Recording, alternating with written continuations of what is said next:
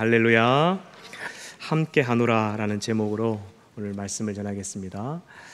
여러분, 내가 좋으면 세상이 다 좋아 보입니다. 그런데 내가 나쁘면 세상 모든 사람들이 나빠 보이는 법이죠. 내가 사기꾼이면 나만 사기를 치는 게 아니라 세상 사람들이 다 사기를 치며 살아간다라고 생각합니다. 내가 물건을 훔치는 사람이면 나만 도둑질하는 게 아니라 세상 사람들도 다 도둑질한다라고 생각합니다. 무엇이 문제인가요? 내 자신이 문제입니다. 내 생각이 곧 나인 것입니다. 여러분, 내가 세상을 살아갈 때 나 혼자 살아간다. 세상은 내 힘으로 살아가는 거야. 내 힘으로 내 혼자서 이겨내야 되는 거야 라고 생각하는 사람은 죽을 때까지 외로울 것입니다. 그러나 내가 이 세상을 살아가는 날 동안 이 세상을 창조하신 하나님이 나와 함께 계신다라고 하면 두려울 것이 없겠죠. 무서울 것이 없겠죠. 할렐루야. 그 하나님이 무엇을 먹을까 입을까 염려하지 말라고 하셨죠. 내가 너 사랑하니까 내가 책임진다. 너 무엇을 입을까 먹을까 염려하지 마. 내가 사랑한다. 그 하나님을 신뢰하고 살아간다는 것은 두려울 것이 없는 것이죠.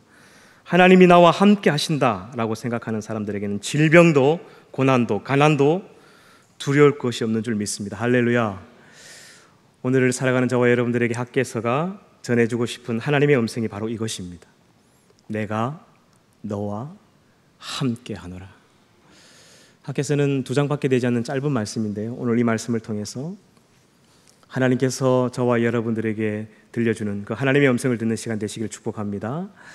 학기 선지자는 이스라엘이 멸망할 때에 BC 586년에 그때 이제 바벨론으로 포로 잡혀갔던 포로 1세대입니다. 그리고 536년에 고레스 칙령에 의해서 이제 다시 고국으로 돌아오게 되죠. 그때 한 번에 다 돌아온 것이 아니라 1차, 2차, 3차에 걸쳐서 이제 고국으로 돌아오게 됩니다. 그때 1차에 함께 고국으로 돌아왔던 선지자입니다.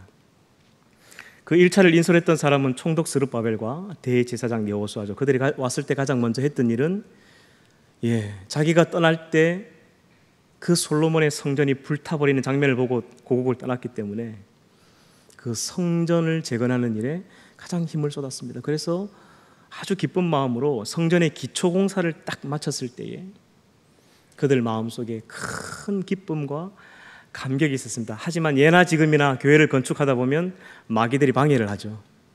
참 이스라엘이나 여기나 똑같은 것 같습니다. 그 이스라엘 백성들도 성전을 건축하다가 중단이 됩니다. 방해로 인해서. 얼마 정도 중단이 되었을까요? 6개월? 한 1년 정도 중단이 됐을까요? 무려 15년 동안 성전 공사가 중단이 되었습니다. 여러분, 입장을 바꿔놓고 한번 생각해 보십시오. 내가 내 집을 짓다가 집이 중간에 짓다가 중단돼서 15년 동안 방치를 했다. 어떤 상황일까요? 썩어 나가겠죠. 폐허가 되었겠죠, 이미.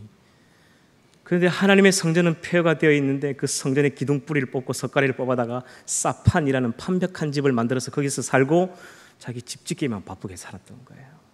하나님께서 우리 인간을 사랑하시기 때문에 웬만하면 인간에게 자유를 주셨고 인간 사이에 되도록이면 개입을 안 하시려고 하는 분이에요. 여러분, 인간에게 자유를 줬다는 것은 네가 나를 믿어도 되고 믿지 않아도 되는 자유를 주셨다는 거예요. 이거는 천사들에게도 없는 겁니다. 엄청난 특권이에요, 이 자유라는 건. 네가 나를 섬겨도 되고 섬겨도 되지 않아도 되는 자유. 그래서 되도록이면 하나님은 인간 사이에 개입을 안 하시려고 하는데 15년 동안 성전이 방치되어 있으니까 하나님이 보다 못해 하다 못해 학개 선지자를 보낸 것이죠. 여러분, 하나님이 우리를 사랑하시기 때문에 숨어 계시는 거예요.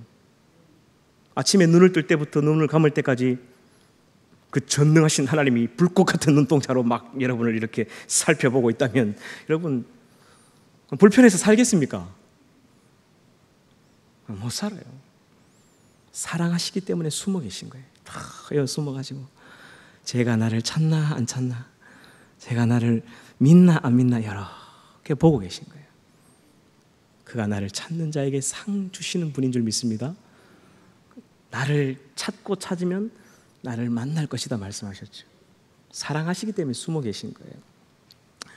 근데 이 15년 동안 성전이 방치되어 있으니까 하나님께서 이제 직접 나서신 거예요. 학계 선전을 통해서 다시금 성전을 지으라고 책망도 하고 소망과 위로와 권면의 말씀을 전한 것입니다. 우리 학계서 1장을 잠깐 볼까요? 1장 1절 2절입니다. 다리오 왕 제2년 여섯째 달 곧 그 달 초하루에 여호와의 말씀이 선지자 학계로 말미암아 스알델의 아들 유다 총독 스룹바벨과 여호사닥의 아들 대제사장 여호수아에게 임하니라. 이르시되 만군의 여호와가 이같이 말하여 이르노라. 이 백성이 말하기를 여호와의 전을 건축할 시기가 이르지 아니하였다 하느니라. 여러분, 교회를 건축하다 보면 늘 이런 불평을 하죠. 갑자기 문제가 생기고 돈이 없어지면 아직은 때가 안 됐는갑다, 아직은 시기가 안 됐는갑다, 이런 불평을 합니다. 또 이렇게 이야기하는 사람들 있죠. 야, 저 총독 스룹바벨이 저 지도자가 무능해서 저희 교회가 지금 건축이 안 되는 거다. 아니다, 저 대제사장 여호수아 저 목사가 기도 안 했기 때문에 성전 공사가 지금 중단이 되겠다. 목사가 기도 안 하는데 무슨 교회가 건축이 되겠느냐, 이렇게 불평하는 사람들이 있다는 거예요. 여러분, 이스라엘 사람들이나 우리 한국 사람이랑 똑같은 것 같아요. 근데 하나님께서 아니다, 무엇이 문제인지를 3절, 4절, 5절을 통해서 말씀하고 계시죠. 1장 3절에서 5절입니다. 여호와의 말씀이 선지자 학계에게 임하여 이르시되 이 성전이 황폐할거늘 너희가 이때에 판벽한 집에 거주하는 것이 옳으냐? 그러므로 이제 만군의 여호와가 이같이 말하노니 너희는 너희의 행위를 살필지니라. 문제가 어디에 있다고요? 우리의 행위에 있다라는 것이죠. 여러분, 우리는 지도자가 문제인 것 같고 기도 안 하는 목사님이 문제인 것 같고 아직은 시기가 이르지 않아서 때가 안 된 것 같아서 이 공사가 문제가 생기는 것 같다라고 생각하지만 그게 아니라는 것이죠. 우리 행위에, 우리의 삶의 태도에 문제가 있다는 것이죠. 그래서 하나님 이렇게 이야기하십니다. 너 농사 지어도 수확이 별로 안 됐지. 너 열심히 일해도 통장은 맨날 마이너스였지. 해가 갈수록 계속 대출은 쌓였지. 그 이유가 무엇이냐? 6절의 이유가 나옵니다. 6절. 너희가 만일 뿌릴지라도 수확이 적으며 먹을지라도 배부르지 못하며 마실지라도 흡족하지 못하며 입어도 따뜻하지 못하며 일꾼이 삭슬 받아도 그것을 구멍 뚫어진 전대 넣음이 되느니라. 7절입니다. 만군의 여호와가 말하노니 너희는 자기의 행위를 살필지니라. 문제가 뭐라고요? 자신에게 있다라는 것이죠. 여러분, 혹시 이 자리에 나는 남들보다 참 열심히 일하는 것 같은데 늘 경제적으로 어렵고 뭔가 사업만 하면 손 다 댔다 하면 한 1년 못 가서 다 망하고 이런저런 가정에 계속 어려움과 문제들이 생겨난다면 하나님을 원망할 것이 아니라 내 행위를 살펴야 보셔야 됩니다. 문제는 나에게 있다는 것을 다시금 돌이켜 봐야 된다는 것이죠. 그래서 15년 동안 성전 공사가 방치가 되어 있어서 이제 학계를 통해서 하나님께서 말씀하십니다. 8절에서 11절입니다. 너희는 산에 올라가서 나무를 가져다가 성전을 건축하라. 그리하면 내가 그것으로 말미암아 기뻐하고 또 영광을 얻으리라. 여호와가 말하였느니라. 너희가 많은 것을 바랐으나 도리어 적었고 너희가 그것을 집으로 가져갔으나 내가 하고 불어버렸느니라. 나 만군의 여호와가 말하노라. 이것이 무슨 까닭이냐? 내 집은 황폐하였으되 너희는 각각 자기의 집을 짓기에 빨랐습니다. 10절 11절 줄을 끊어오시기 바랍니다. 그러므로 너희로 말미암아 하늘은 이슬을 거쳤고 땅은 산물을 그쳤으며 내가 이 땅과 산과 곡물과 새 포도주와 기름과 땅의 모든 소산과 사람과 가축과 손으로 수고하는 모든 일에 한재를 들게 하였느니라. 한재는 가뭄이죠. 하나님의 성전은 15년 동안 썩어가는데 자기 먹고 살기만 급급했던 것이죠. 하나님이 후 하고 한재를 보내서 불어버렸다는 것입니다. 여러분, 이 학개서를 읽다 보면 학개 선지자의 그 모습이 상상이 됩니다. 그는 살아서 바벨론 폴에 잡혀갔던 사람이죠. 최소한 그의 나이가 90세 이상입니다. 90세에서 100세 된 민족의 큰 어른이었죠. 아마 그 머리가 하얀 백발이었을 겁니다. 수염도 이렇게 여러 개. 그 눈에는 총기가 있어서 굉장히 눈매가 총기가 있고 카리스마가 있었을 거예요. 그 목소리는 마치 우레처럼 백성들을 향하여 호통치면 그 민족의 어른 앞에 아무도 토를 달지 못한 그런 큰 지도자였을 겁니다. 그래서 그런 학계의 모습이 막 그려집니다. 이런 학계가 탄식하며 그 썩어가는 하나님의 성전 바닥에 무릎을 꿇고 그 추운 혹한에 머리를 쥐어뜯으면서 회개하는 것이죠. 하나님, 우리의 잘못입니다. 우리가 잘못했습니다. 다시금 우리가 힘을 모아서 주의 성전을 짓겠습니다. 백성들아, 하나님의 성전을 지을 때가 이르지 않을 때 이런 말 하지 마. 총독이 무능하다는 말 하지 마. 대제사장 여호수아가 기도하지 않는다는 말 하지 마. 우리의 잘못이다. 우리가 회개하고 다시 성전을 건축하자. 이런 막 그 학계의 모습이 막 느껴집니다. 12절 13절 볼까요? 12절 13절. 스알딜의 아들 스룹바벨과 여호사닥의 아들 대제사장 여호수아와 남은 모든 백성이 그들의 하나님 여호와의 목소리와 선지자 학계의 말을 들었으니, 진작 좀 듣죠. 이는 그들의 하나님 여호와께서 그를 보내셨습니다. 백성이 다 여호와를 경외하며. 진작 좀 경외 좀 하지. 13절입니다. 그때 여호와의 사자 학계가 여호와의 위임을 받아 백성에게 말하여 이르되, 여호와가 말하노니 내가 너희와 함께 하노라. 이 학계의 목소리가 들려지나요? 성경을 읽으면 막 입체적으로 살아서 이런 게 느껴져야 됩니다. 사실 이스라엘 백성들도 할 말이 많았어요. 70년 만에 돌아온 고국 땅은 사람이 살 수 없는 환경이었죠. 정말 힘들었습니다. 당장 뭔가 수확물이 있어야 이 사람들이 밥을 먹고 살 텐데 농사지을 땅조차 없는 거예요. 그리고 밤만 되면 이 굴러온 돌이 박힌 돌 이제 뽑아낸다고 이 주변의 이방 민족들이 안 좋아하는 거예요. 갑작스럽게 어느 날 저 이스라엘이라는 사람들이 이게 자기 땅이라 하면서 여기 들어와서 자리를 잡아버리는 거예요. 누가 좋아하겠습니까? 이게 밤마다 쳐들어 들어오는 거예요. 그래서 막 사람을 죽이고 그 빼앗고 불안해서 잠을 자지 못하는 거예요. 불안해서.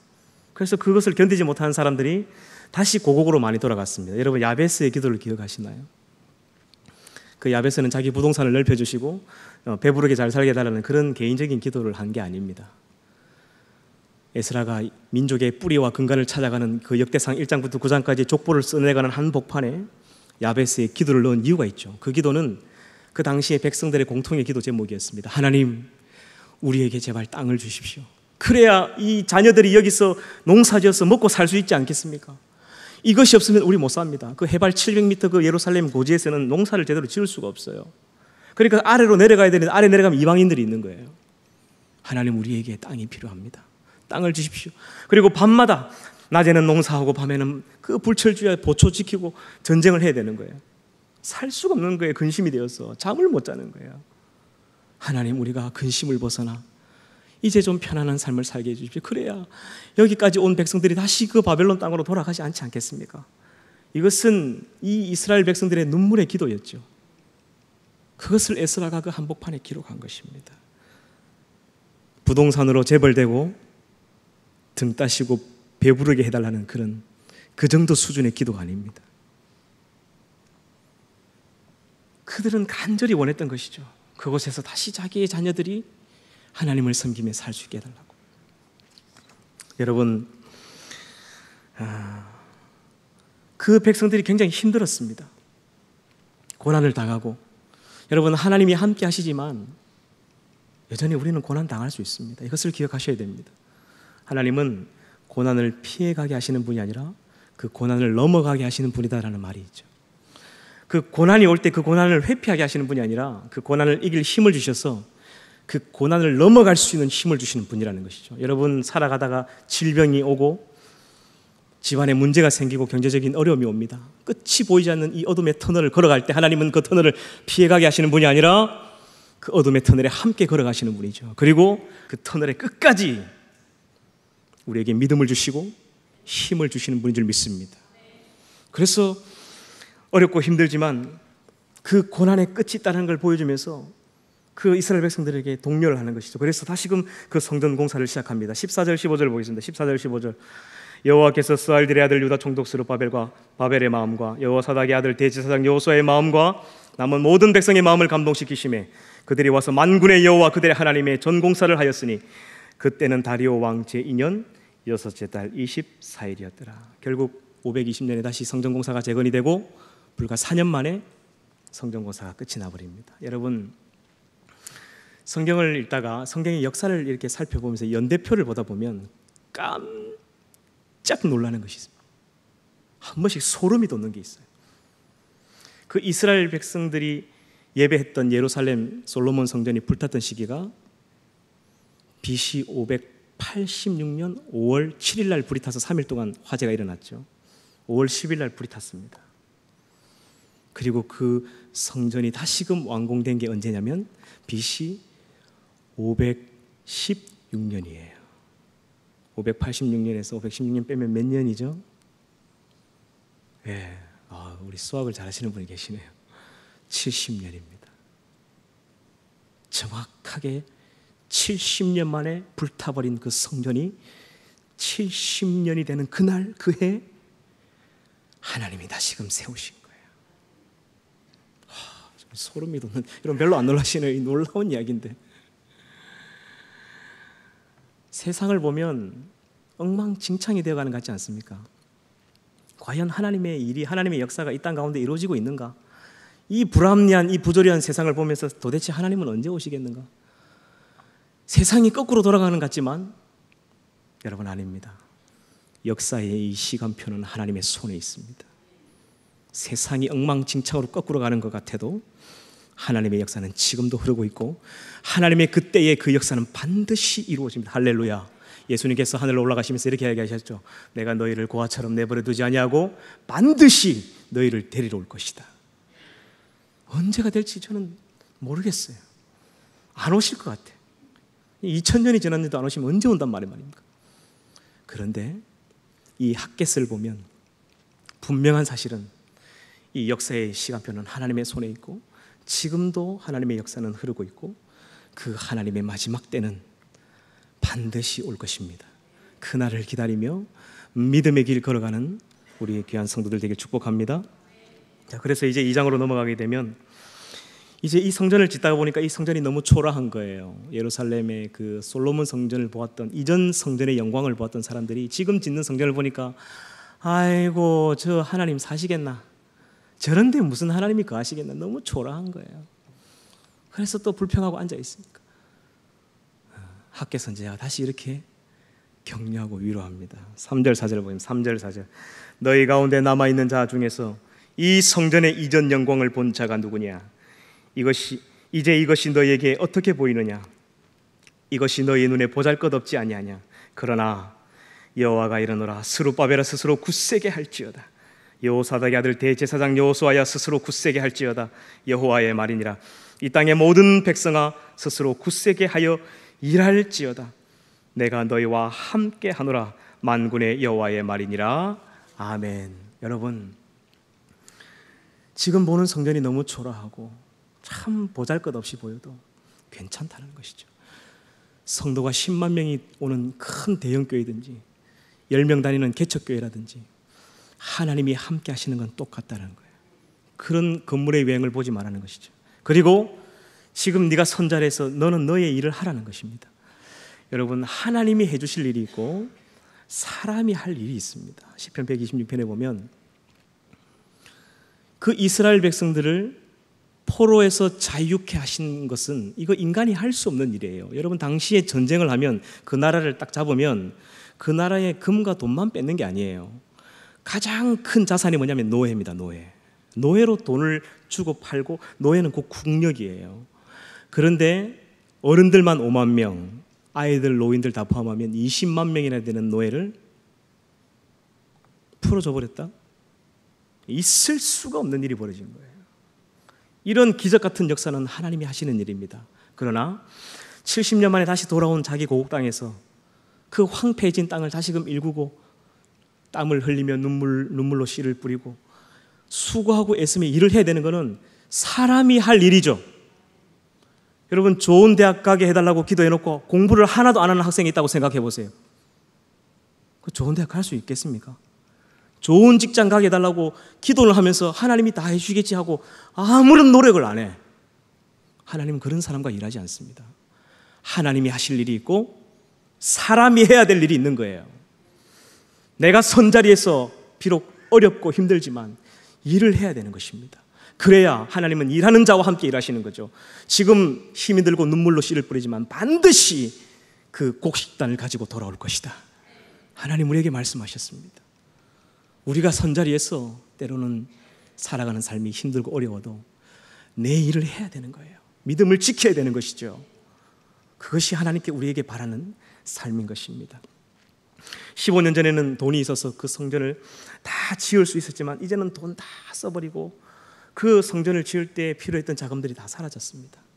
하지만 하나님께서 함께 하셔서 어려운 상황 속에서도 하나님께서 그 교회를 다시금 성전을 세우신 것이죠. 2장 5절 말씀합니다. 2장 5절 말씀. 너희가 애굽에서 나올 때에 내가 너희와 언약한 말과 나의 영이 계속하여 너희 가운데 머물러 있나니 너희는 어떻게 하지 말라고요? 두려워하지 마. 밤마다 이방 민족들이 쳐들어 들어오는데 두려운 거예요. 근데 하나님께서 두려워하지 말라는 거예요. 내가 그 출애굽할 때 이전에도 너와 함께 있었고 지금도 너와 함께하고 앞으로도 내가 너와 함께 할 것이다. 너 두려워하지 마. 내가 너와 함께 할 것이다. 이런 하나님께서 다시금 격려의 말을 학계 선제를 통해서 하고 있는 것이죠. 마지막으로 2장 6절에서 9절입니다. 우리 같이 한번 읽어볼까요? 2장 6절에서 9절 시작. 만군의 여호와가 이같이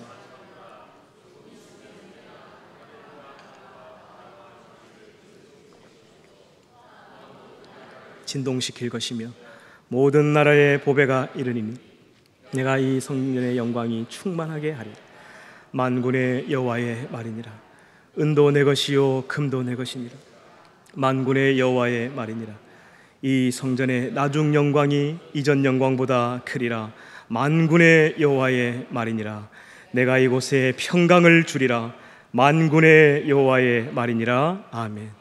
여러분, 은도 우리 것이고 금도 내 것인 줄 알았는데, 집에 있는 돌반지가 다 내 것인 줄 알았는데 하나님 것이랍니다.